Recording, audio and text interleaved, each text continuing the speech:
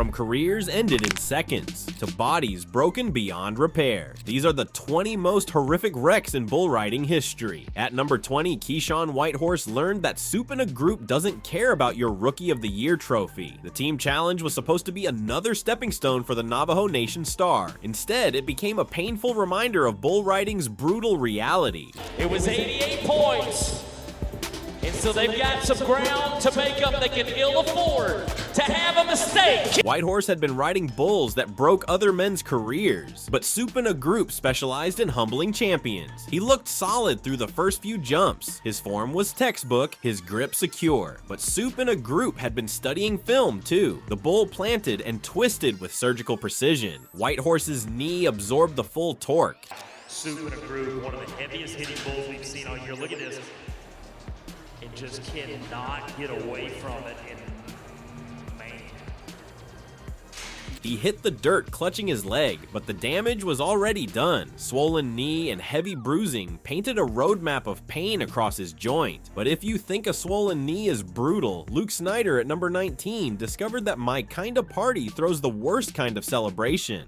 The 2013 Cooper Tires Invitational featured some of the rankest bulls in the sport. Snyder drew My Kinda Party. The name sounded friendly enough. Got to put two together right here. Snyder had been crushing bulls all season. 20 qualified rides in his last 25 attempts. That kind of streak makes riders dangerous. He was wrong, dead wrong. My Kinda Party came out spinning like a tornado with legs. Snyder lasted 4 seconds before the bull launched him into orbit. Announcing his retirement, this is his final season. He gets hit very hard. And then Medics surrounded him, checking pupils and asking basic questions. Snyder's answers came slowly, but Snyder walked out under his own power and was cleared within days. For elite riders, concussions are just Tuesday. Blue. That's good to see.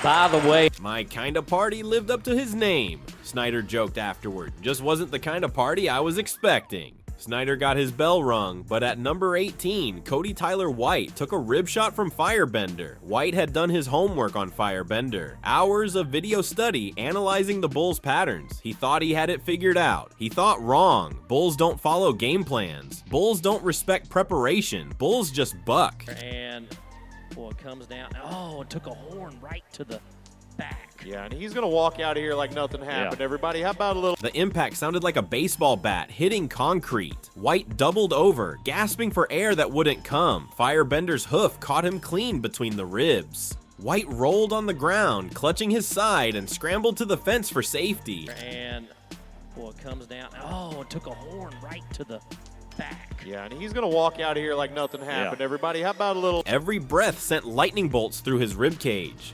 Felt like someone stabbed me with a hot poker, White said later, but I've had worse.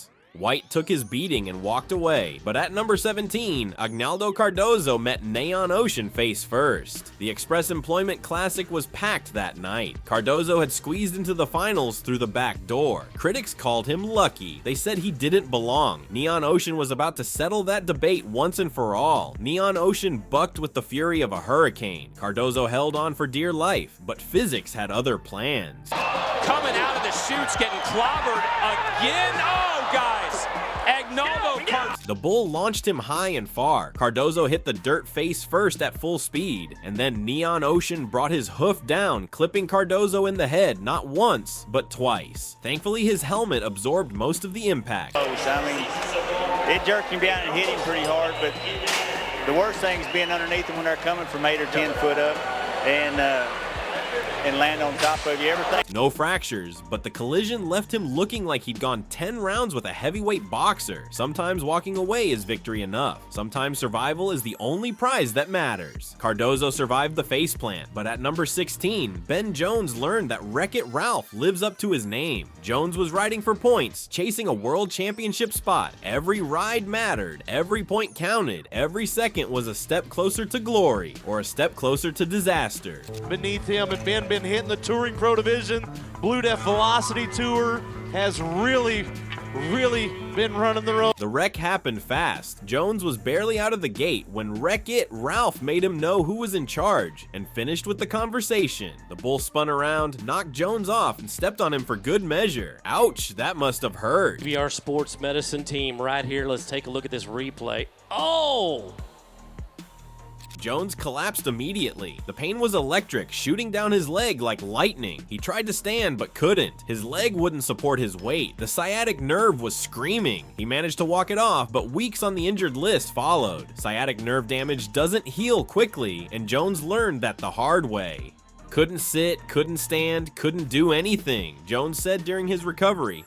Wreckit Ralph earned his name that night. Jones got wrecked by Ralph, but at number 15, J.W. Harris discovered that Spotted Demon had sharp horns. Harris had been riding hot all season, 8 qualified rides in his last 10 attempts. That kind of momentum makes riders feel invincible, makes them forget that bulls don't read stat sheets, makes them forget that demons don't care about streaks. Approach and attitude of J.W. Harris, Spotted Demon.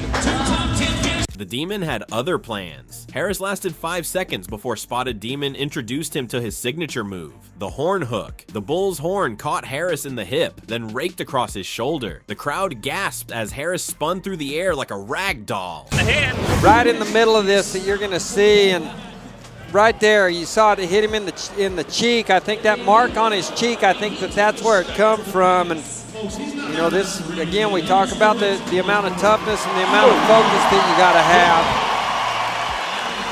have. Hip and shoulder contusions painted his torso black and blue, but Harris finished the season. That's the difference between tough and bull rider tough. The horn left a gash across his shoulder blade that required 12 stitches. Battle scars are badges of honor in bull riding. Each one tells a story. Each one proves you belonged in that arena, even if just for 8 seconds. Spotted Demon tagged me good, Harris said later, but I've been tagged worse. Harris got hooked but finished strong, while at number 14, Austin Meyer took a helmet shot from Speckled Ivory. Meyer's helmet was supposed to protect him from everything. Speckled Ivory had other ideas about equipment failure. Austin's got to keep moving on him. I think if it comes down to the strength. The bull's massive head collided with Meyer's helmet in a clash that echoed through the arena. Metal versus bone, no contest. Meyer's helmet cracked, but his skull stayed intact.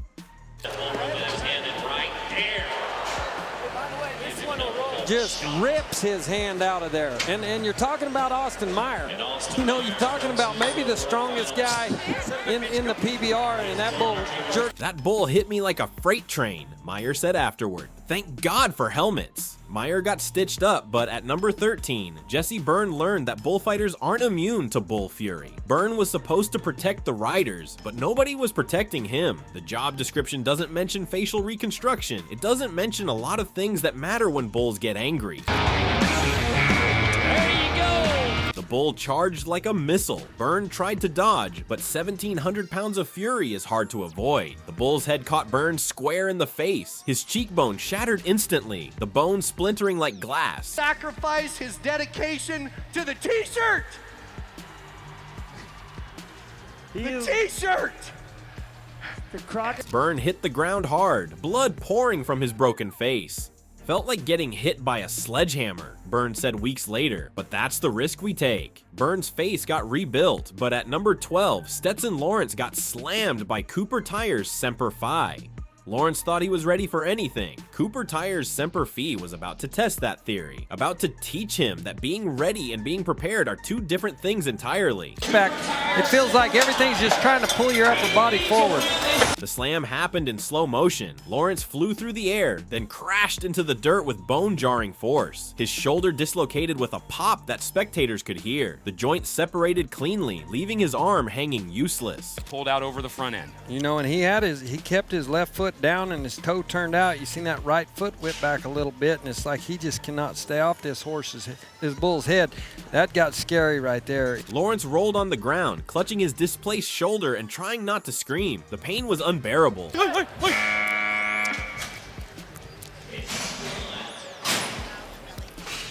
It's just Bruised ribs made breathing agony. Lawrence's season ended that night, cut short by one brutal slam. Felt like I got hit by a truck, Lawrence said from the hospital. Semper Fi taught me some respect. Lawrence's season ended early, but at number 11, Shorty Gorham discovered that even bullfighters get trampled. Gorham had spent years protecting riders from bulls. This time, nobody could protect him from Hustle Up. 30 years of experience couldn't help him dodge what was coming next.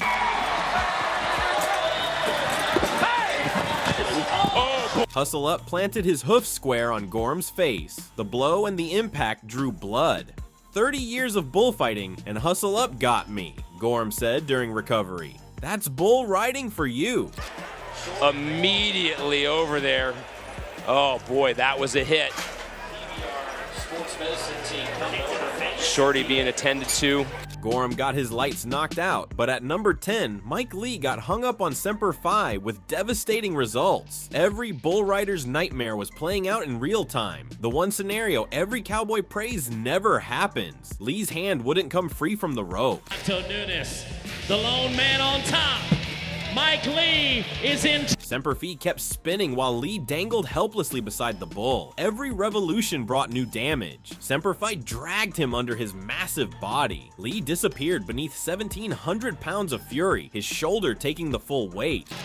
And hung up. Oh, and Frank Newsom takes a shot. Oh, look out. The joint exploded, cartilage shredded, ligaments snapped, bones fractured. The shoulder was completely destroyed. Reconstructive surgery followed that night. Surgeons worked for hours trying to piece together what remained. I thought I was dead, Lee said months later. When you get dragged under a bull like that, you pray for a quick end. Lee's shoulder got rebuilt, but at number 9, Cody Webster learned that bullfighters face American gangsters too. Webster had protected hundreds of riders from dangerous bulls. He was a master of his craft, a guardian in the arena. This time, he became the target of American Gangster. This time, the protector needed protection. Out of the outgate, I mean, he makes a nice controlled bull ride right there, and right as he... The bull charged at full speed. Webster tried to dodge, but American Gangster adjusted his angle like a heat-seeking missile. turns back into him, man, and Webster gets in there, does what he's supposed to do, takes the shot. That was an outstanding job. The impact lifted Webster off his feet. American Gangster's massive horns raised him above his head into the air. Felt like someone dropped a piano on my chest, Webster said afterward. American Gangster earned his name. Webster survived the Gangster, but at number 8, JB Mooney discovered what happens when Trainwreck rolls over you. Mooney was already building his legend when he drew Trainwreck. The bull's name should have been a warning, should have been a sign to walk away, but legends don't walk away from anything. On the PBR circuit, JB Mooney wants that #1 spot. Trainwreck bucked him off clean, then decided to finish the job personally. Some bulls hold grudges. 1,700 pounds of bull rolled over Mooney's torso. The weight crushed everything beneath it. Ribs, muscles, ligaments. No re-ride coming out of there. He was out of position. Oh boy. Mooney's thumb ligament tore completely. Deep bruising painted his torso purple for weeks. He looked like he'd been run over by a truck. The crowd went silent, watching the future legend get trampled. Some wrecks stay with you forever. Trainwreck tried to flatten me like a pancake, Mooney said later. Almost succeeded too. But Mooney kept riding. That's what made him legendary. That's what separated him from everyone else who ever climbed on a bull. Pain was temporary. Legends are forever. Trainwreck flattened JB Mooney, but at number 7, Alexander Cardozo believed Firehouse might let him post a score in round 3 of the 2015 PBR World Finals. 8 safe seconds. In bull riding, that phrase is fantasy. Coming into this week, Cardozo had ridden 3 of the latch clangs and Firehouse launches left, snaps right, then lunges like a freight car off its tracks. Cardozo loses his seat at 3.4 seconds, cartwheels under the barrel, and the bull's hindquarters pile drive his helmet, spiking his head straight into the Las Vegas dirt. But Firehouse absolutely launched him. Yeah, you can see that hip swing around and hit him, man.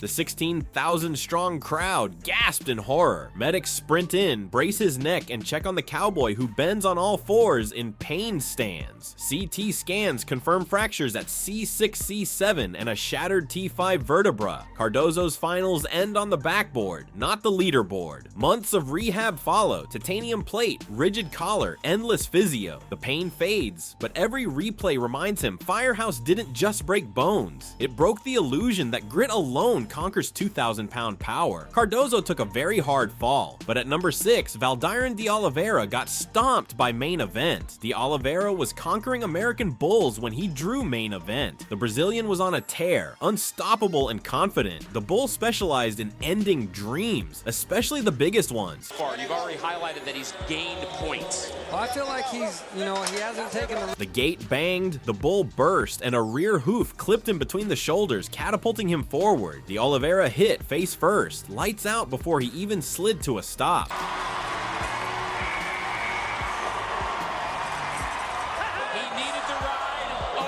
The arena went dead quiet while medics sprinted in, stabilizing his neck and strapping him to the backboard. Diagnosis: a fractured left eye socket and a concussion. Not a crushed face, but bad enough. Surgeons scheduled plating once swelling settled. The bigger battle was passing the concussion test. Stay down, stay down. 2 events later, he returned in a full cage helmet, chasing the world title race he'd led before the wreck. Main Event reminded me that the ground, not the bull, breaks you. He quipped, "Eye still blackened but fire intact." De Oliveira's face got redesigned, but at number 5, Justin McBride learned why legends get chest stomped too. The Hall of Famer thought his experience would protect him, thought his reputation mattered to bulls. Experience means nothing to 1,700 pounds. Legends mean even less. I asked him what he had. He just got a big grin on his face, and Justin thinks he is the McBride hit the dirt hard, but Wintwister wasn't finished teaching his lesson. Some bulls are natural educators. The bull's massive hoof came down on McBride's chest like a sledgehammer. Ribs fractured instantly, the bones snapping like twigs. very best bull rider in the world right now, His lung was bruised by the impact, making every breath agony. McBride lay gasping on the arena floor, clutching his shattered ribs. The crowd watched in stunned silence as the legend got trampled. Even champions aren't immune to bull fury. You got time, Julio. You got. Oh, this doesn't look good. McBride takes Julio Marino, has got the bull up. Wintwister stomped me flat, McBride said later. That was my worst wreck, and I've had plenty. McBride's ribs were pulverized, but at number 4, Claudio Crisostomo got hung up on no regrets at Phoenix's 2014 Bass Pro Shootout. He wore a felt hat, no helmet, so every jolt counted. Every impact was a roll of the dice with his life as the stakes.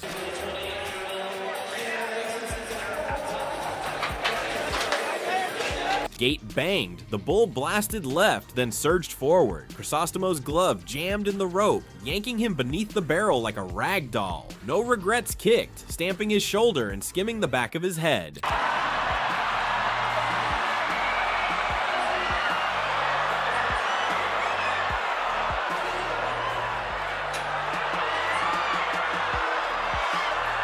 Medics sprinted in, fearing the worst, but Crisostomo blinked, got on his feet, and limped to the fence under cowboy escort.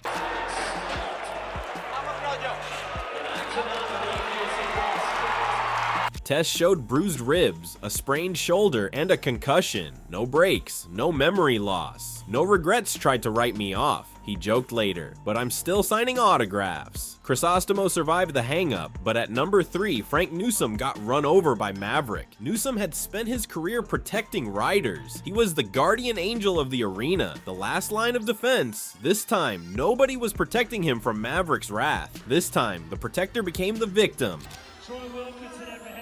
Maverick charged like a freight train. Newsom tried to dodge, but 1,700 pounds of fury is impossible to avoid. The bull trampled him completely, driving every ounce of weight into Newsom's ribcage. Bones snapped like kindling under the pressure.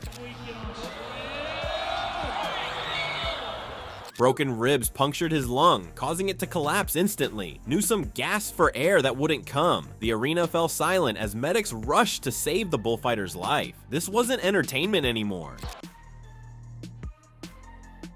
ICU and emergency surgery followed that night. Surgeons worked for hours to repair the damage Maverick had inflicted. Maverick ran me over like roadkill, Newsom said from the hospital, lucky to be breathing. Newsom survived Maverick, but at number 2, Fabiano Vieira got wrecked by Western Way in round 3 of the 2015 Buck-Off at the Garden. The Garden, Madison Square Garden, the most famous arena in the world, was about to witness something unforgettable. Let's get it right now.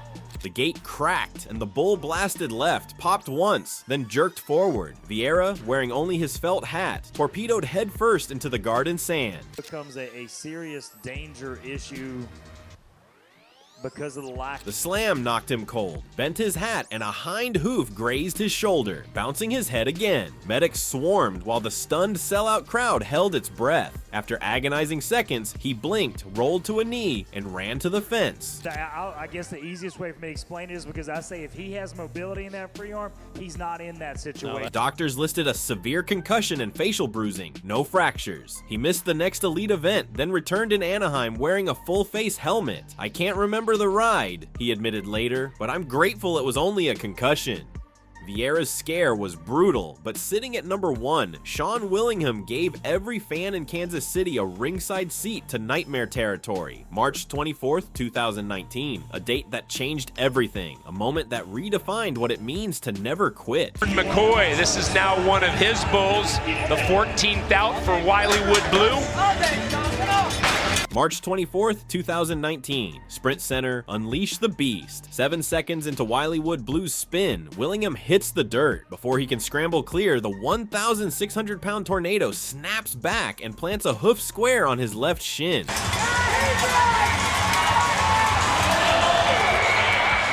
Oh boy!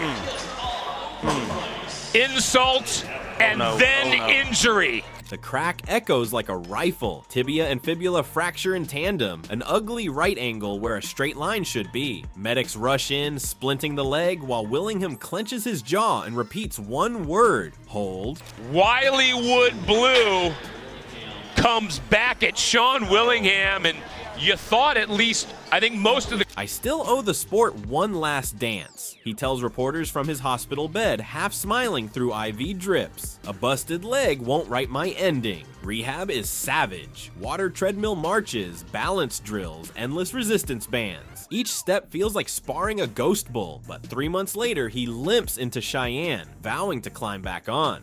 The rod's part of me now, he jokes. Figure it might as well enjoy the ride.